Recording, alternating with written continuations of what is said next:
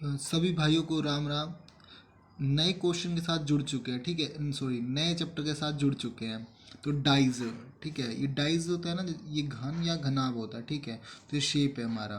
तो इसमें ना फेज होते हैं वो 6 होते हैं, ठीक है।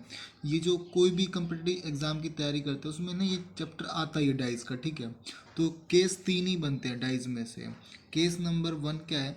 When only one position is given. जब ना डाइज का मतलब एक शेप दिया हो, ठीक है ना, मतलब डाइस जो है ऐसा एक ही दिया हो, ठीक है, एक एक दे रखा होगा तो ओनली वन पोजीशन मतलब एक डाइस, ठीक है ना।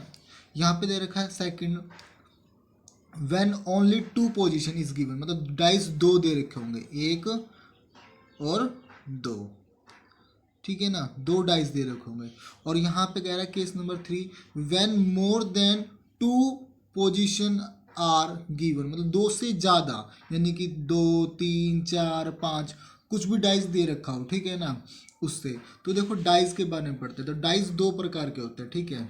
एक डाइस होता है हमारा स्टैंडर्ड डाइस, जिसको हिंदी में बोलते हैं हम मानक पासा। और डाइस का दूसरा है जो जनरल डाइस, सामान्य पासा, ठीक है। तो डाइस कितने हो गए? दो हो गए, एक स्टैंडर्ड डाइस और एक होता है जनरल डाइस। इसको हिंदी में बोलते हैं मानक पासा, इसको हिंदी में बोलते हैं सामान्य पासा।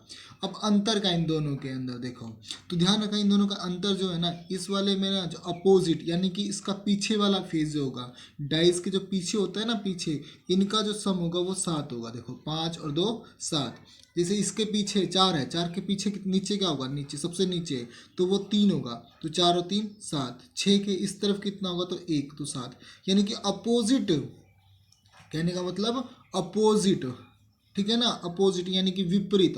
अगर तुम्हें याद ना हो रहा तो देखो इसमें एस लिखा है, एस का मतलब सब्ट्रैक्शन। तो ध्यान रखना इनमें से जितने भी होते हैं ना नंबर, वो 7 ही होते हैं, ठीक है। टोटल अगर सम देखा जाए वो 7, यानी कि एस का मतलब सब्ट्रैक्शन होता है, यानी कि घटाव होता है, यानी कि 7 में से ही घटा रखा है। तो कितना आ गया? 5, यानी कि अपोजिट इसके क्या है? 5। वैसे 7 में से हमने 4 घटा दिया, तो इसके अपोजिट कितना है? 3, ठीक है ना। वैसे जैसे कि 7 में से 6 घटा, तो इसका अपोजिट कितना होगा? 1।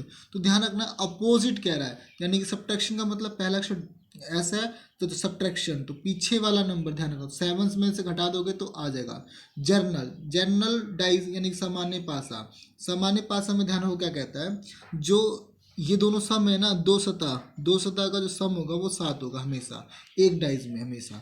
तो ये जर्नल डाइज कहलाएगा, सामान्य पासा कहलाएगा, ठीक है ना।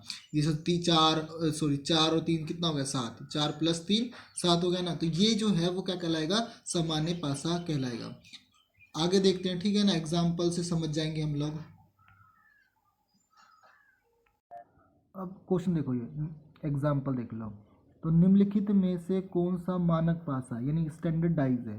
तो स्टैंडर्डाइज के अंदर क्या है कि अपोजिट देखना था हमारे को कि वो 7 है कि नहीं, यानी कि 7 में से घटाएंगे तो उसका जो नंबर आएगा वो 7 के में से कम आएगा, यानी कि।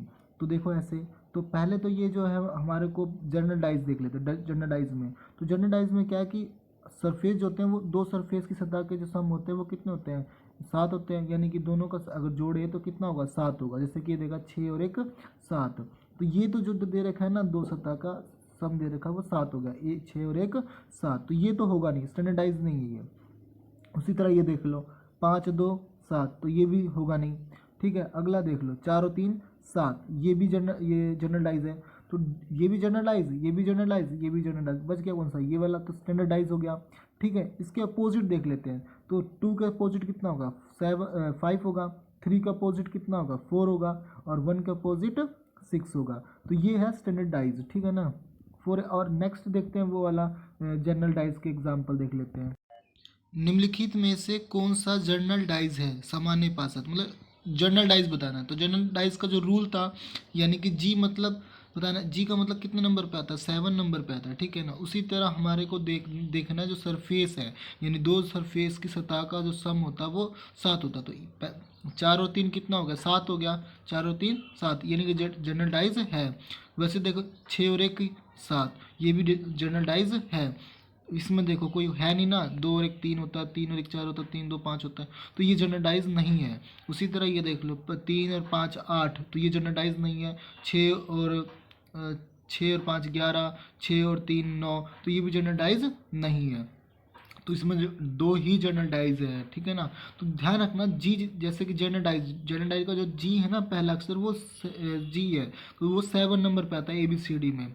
तो उसी तरह हमारे को सरफेस यानी कि दो सरफेस है ना, यानी कि एडजेसेंट सरफेस बोलते हैं। एडजेसेंट सरफेस का मतलब होता है कि जुड़ा हुआ एक के साथ दूसरे वाला, बगल वाला, इसके नीचे वाला साथ वाला, जैसे ये है ना ये वाला सरफेस है उसके साथ वाला ये, चाहे ये हो गया, ठीक है ना, ये ऊपर वाला, ऐसे जो दिख रहा है उसके साथ में, उसी को जनरलाइज बोल देते हैं। उनका सम होगा वो 7 होगा, ठीक है ना। ध्यान, केस नंबर 1, अब क्वेश्चन की तरफ चलते हैं, ठीक है ना। तो केस नंबर 1 आता है पहला, ये ना एक डाइस दे रखा है, तो मैंने पहले ही बताया था कि एक डाइस आएगा पहले, फिर 2, फिर 3 आएगा, 1 पोजीशन, फिर 2 पोजीशन, फिर 3 पोजीशन। तो ये क्वेश्चन देख लीजिए पहले। तो फाइंड द अपोजिट टू 5, मतलब ये डाइस दे रखा है 1 2 3 दे रखा है ना, अपोजिट बताना है हमें 5 के। तो ये पहले डाइस चेक कीजिए, डाइस है कौन सा है। तो हमें पता है जी मतलब जी मतलब जर्नल, और जर्नल में क्या होता है कि जो दो सरफेस होते हैं उन दो सरफेस का सम क्या होता है वो 7 होता है। इसमें तो है नहीं कहीं, तो ये जनरल डाइज नहीं है, ये है स्टैंडर्ड डाइज। तो पता चल गया कि डाइज कौन सा हमारे को, पता चल गया कि ये स्टैंडर्ड डाइज है, ठीक है ना, स्टैंडर्ड डाइज, ठीक है ना, स्टैंडर्ड डाइज यानी कि मानक पासा, ठीक है, मानक पासा, ये हमारा है मानक पासा। तो अब ध्यान पता चल गया कि मानक पासा यानी स्टैंडर्ड मतलब एस, इसका अपोजिट नंबर दाना था। देखो तो 2 के अपोजिट कितना होगा 5, 3 के अपोजिट कितना होगा 7 में से घटा देना, तो 7 में से 3 गया तो 4, या 1 में से 7 में से 1 गया तो 6। तो ध्यान रखिएगा, अब इसमें से पूछा अपोजिट, तो 5 के अपोजिट पूछा है ना, तो 5 के अपोजिट कौन सा नंबर है 2, तो आंसर जो होगा हमारा वो होगा 2। 5 के अपोजिट कौन सा नंबर है, तो 2 है। जैसे ना ये वाला क्वेश्चन देखो अब, ठीक है ना। तो ये फिर से पहले डाइज चेक करना कि डाइज कितने हैं। डाइज हमारे कितने हैं, 2 हैं, एक है जर्नल और एक है स्टैंडर्ड डाइज, ठीक है। दोनों पे चेक करना है पहले, हमें हमेशा चेक करना होता है स्टैंडर्ड और जर्नल। तो देखो सरफेस देख गया कि 4 और प्लस 3 कितना हो गया 7 हो गया, 4 प्लस 3 7 होता है, तो इसका मतलब ये जर्नल डाइज है। यहाँ पे भी देख लो 6 + 1 7, 6 + 1 7, तो यानी कि दोनों डाइज जो है वो कैसे हैं, वो है जनरल डाइज है, जनरल डाइज। तो हमें बताना 4 के अपोजिट होगा कौन सा, तो 4 के अपोजिट जब यहाँ से दिख जाए ना आपको दोनों सरफेस सेम है, तो ये तो पहले यहाँ से देखो करते कैसे इसको, फिर ध्यान से देखो 7 इन दोनों का सर कितना है 4, इसमें से कॉमन देख लो डाइज, इसमें से जो नंबर होगा कॉमन देखना आपको। जैसे कॉमन कौन सा होगा इसमें, 4 तो है ही नहीं, 3 भी नहीं है, 2 भी नहीं है, तो ऐसा कॉमन तो है ही नहीं। आपको करना क्या है इसके अंदर, तो देखो करते कैसे हैं, तो कॉमन तो मिल नहीं रहा ना, तो इसमें करना क्या आगे देखो। जैसे मान लो ये 4 है जो दिख रहा है हमारे को, ठीक है ना, जो नंबर दिख रहे वो तो होगा ही नहीं, ठीक है ना, डाइस के अंदर वो नंबर नहीं होगा। जैसे कि मान लो से 4 3, तो कौन सा 4 के ना, तो 4 में देखो जो 4 के है साथ में, तो 4 के साथ में क्या है 3 और क्या है 5, ये नंबर तो होगा नहीं ऑप्शन में, ठीक है। जब भी ऑप्शन में आए 3 और 5 तो काट देना, ठीक है ना हमारे को। अब देखो क्या आता है, अपोजिट देखना है, तो अपोजिट में बच कौन सा हो गया 4 के बाद देखो, तो 1 बच गया, ठीक है, 2 बच गया और 6 बच गया। ये 3 नंबर ही 4 के अपोजिट में आएगा। ऑप्शन में अगर दे रखा होगा तो मार देना, ठीक है ना। तो ध्यान रखना 4 के अपोजिट 1 2 और 6, 1 2 6 तीनों में से कोई ही एक नंबर होगा, ठीक है ना ये, तो आंसर ये होगा हमारा।